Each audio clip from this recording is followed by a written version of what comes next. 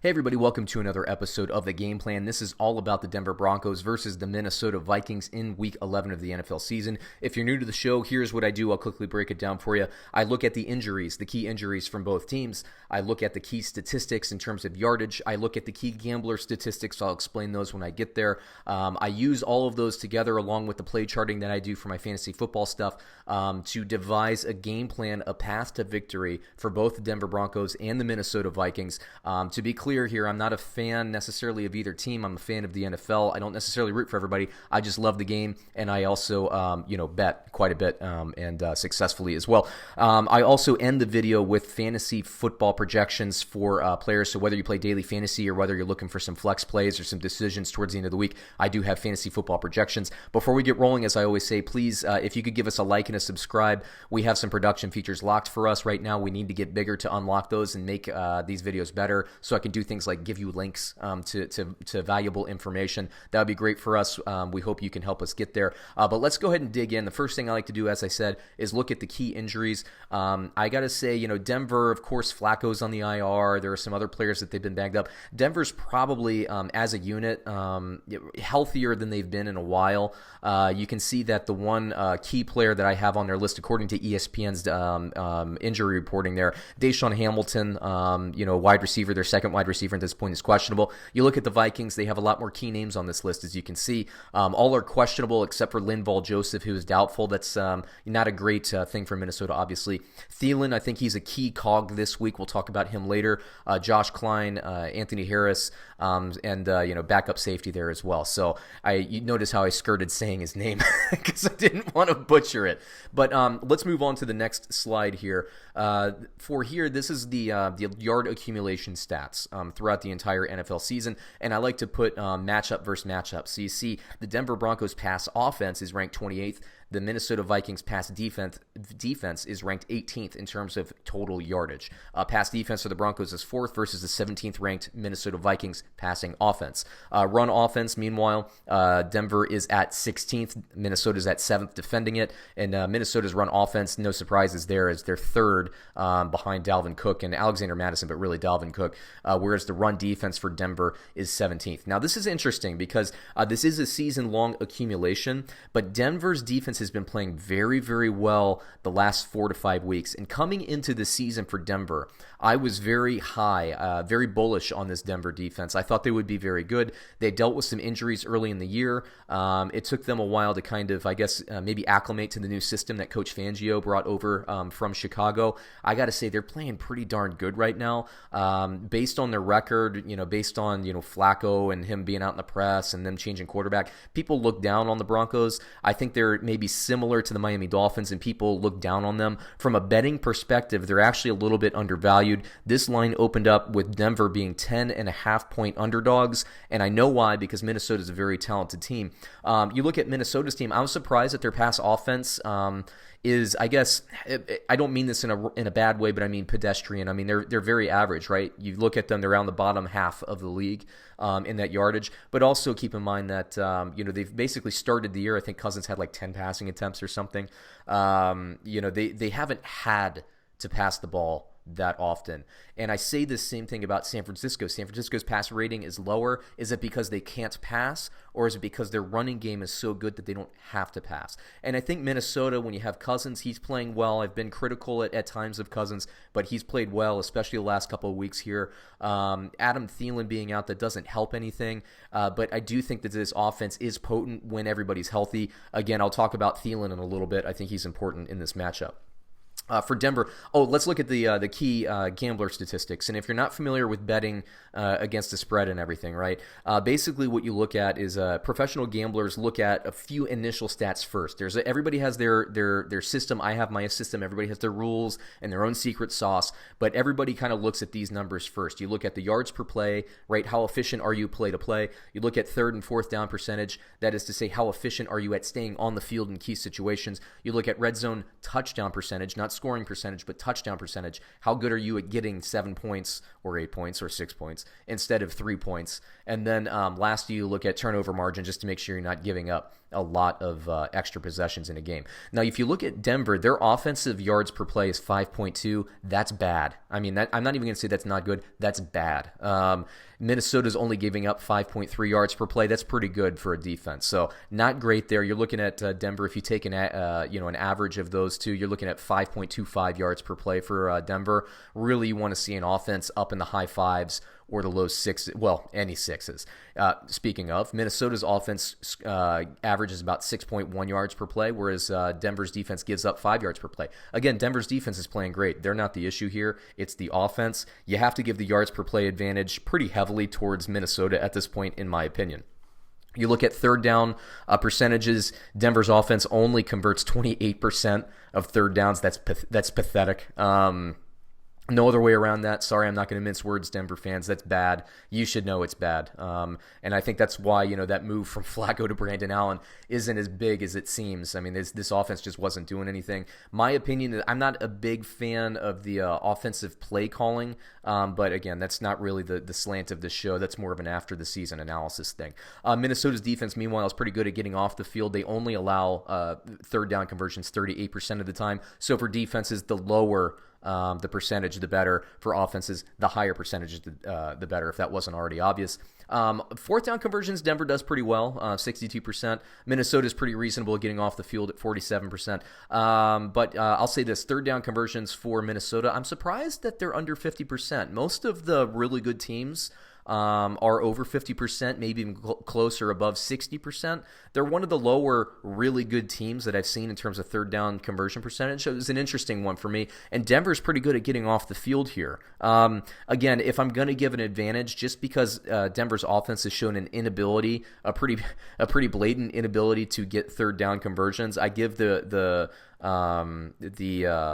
basically, the Vikings win the day there.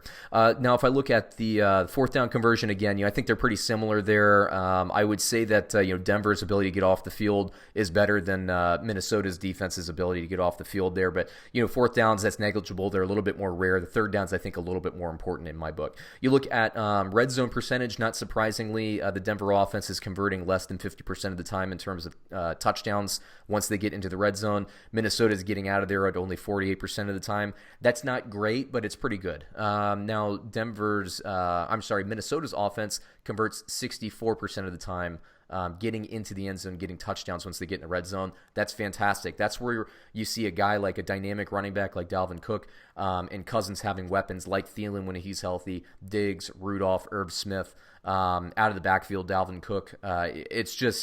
It's not surprising, and I think that this is where, when you compare the third down conversion to the red zone percentage, I think this is why you see Minnesota playing as well as they are, is because when they get in there, they really make it count, and they get touchdowns. Turnover margin, it's not the worst I've seen. The Broncos being negative 0.3, that's never great. You never want to be on the negative side of that. The Vikings forcing half a turnover more a game than they give up. Obviously, you want to be on the positive side. This isn't the biggest one, but you can look at that. If you take an average, you're probably looking at one extra possession for the Minnesota Vikings this game, and that's not really something that the Broncos can afford to give up. So let's look at the paths to victory for both teams. We'll start with the Denver Broncos. Minnesota is going to force Brandon Allen to beat them, so Denver needs to get out of the gate quickly. In my opinion, how do you do that? Look, they're going to be crashing the line of scrimmage, trying to stop the running backs. I think you need to get quick passes out. Cortland Sutton's a big receiver. Have him run some slants, or have Deshaun Hamilton, if he gets in the game, run some bubble screens. Hit your tight end, hit Noah Fant. On some easier quick wins. Get Brandon Allen settled quickly, because this Minnesota defense playing at home, it's going to be a hellfire for him. So they need to get him settled and get him confident early. Speaking of the running backs, like I was saying, the defense can give up for Minnesota. They can give up yardage to running backs. Philip Lindsay and Royce Freeman are very talented. The key is, are they going to crash the line of scrimmage and make Brandon Allen beat them? Regardless, they have to stick with the run. They have to commit to it, regardless of how much they're getting there, because they need basically Minnesota to respect the run game and the run call. So hopefully they can keep the game closer. earlier and not have this get away from them and not get into a situation where they're going to have to be basically going from the shotgun and throwing the ball downfield all game. Number 3, keep Minnesota's safeties honest by taking deep shots. So one of the things I noticed in my play charts, which I don't have any of the diagrams or anything listed here, but Minnesota can give up some yardage in the passing game. And while I don't love the matchup of Brandon Allen throwing downfield to say, Courtland Sutton or whoever, I do think that Denver has to take the shots. Once again, if they take the shots, whether it's single coverage or, whatever coverage that the Minnesota Vikings are throwing out there, Denver has to take the shot deep, make the safeties respect the pass so that they play more in line with where they should play rather than crash the box and try to stop Lindsey and Freeman. Even if you can't convert successfully, even if the whole idea of the play is just to throw the damn ball deep, throw it over everybody's heads just so it makes them think about it, it's worth doing in my opinion. And then lastly, Noah Fant will need to show up in third down situations. 28% will not get it done against Minnesota. This isn't, I'm not saying anything particularly astounding right here. Denver cannot convert 1/4 of their third downs, a little bit more. They need to stay on the field. They need to rest their defense. The defense will keep them in it if they can stay rested. Just keep the chains moving. Noah Fant is key in that, and he's been up and down all season, so that's a little bit of a dice roll. Now, for Minnesota, obviously they're the favorites. They should be the favorites. They're the favorites for a reason, but this Denver defense can give Minnesota's offense a little bit of trouble. The first thing I'm going to say, though, with respect to Minnesota's defense is just blitz the hell out of Brandon Allen and see what he can do. Can he beat you? Can he hold up?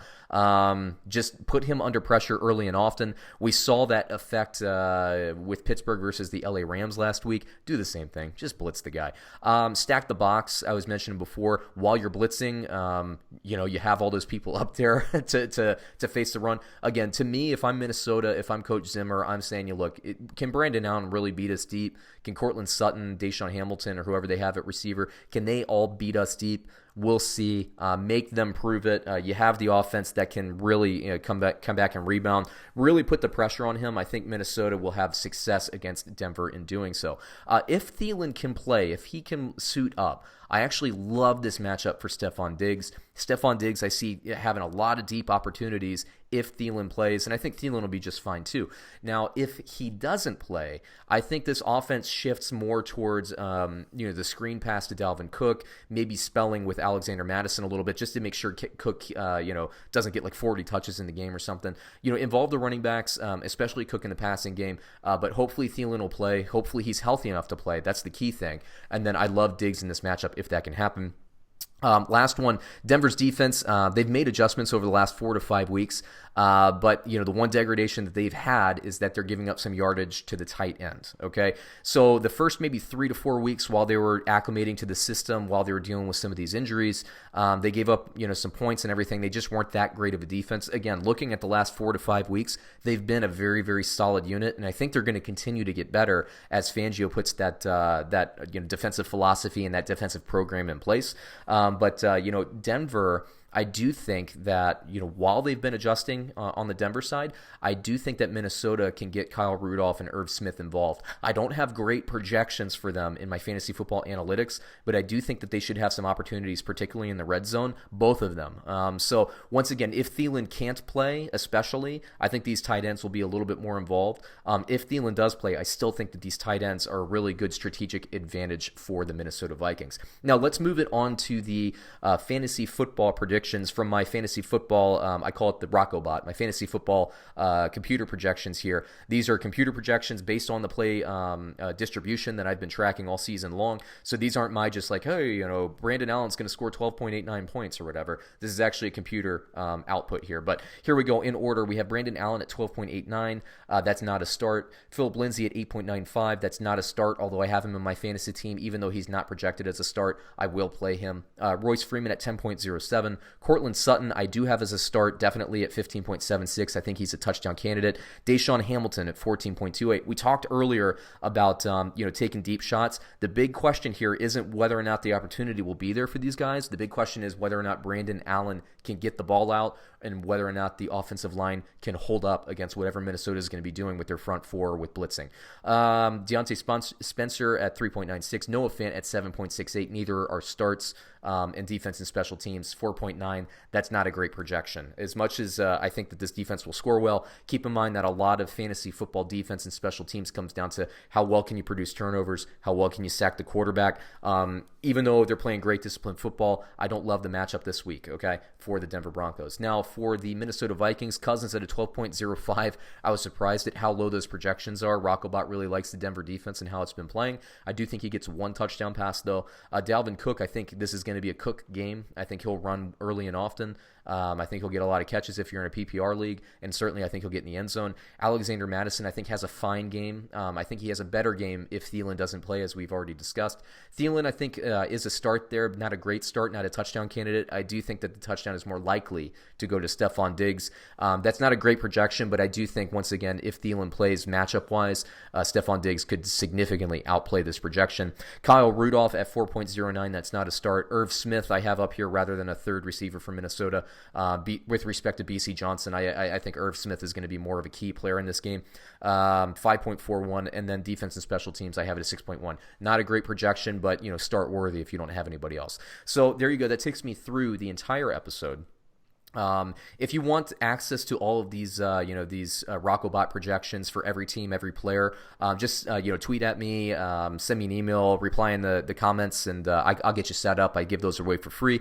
Otherwise, check us out. We have a couple of other game plans. If you're a fan of the NFL, maybe not just these two teams, or if you just want to, see more NFL analysis on a Friday or Saturday or Sunday or whatever day it is that you're picking this up, check it out. We have a couple games every week. Hopefully, we can expand this, but these take a while to put together. Once again, please like and subscribe, and we will catch you on another episode soon. Thanks, everyone.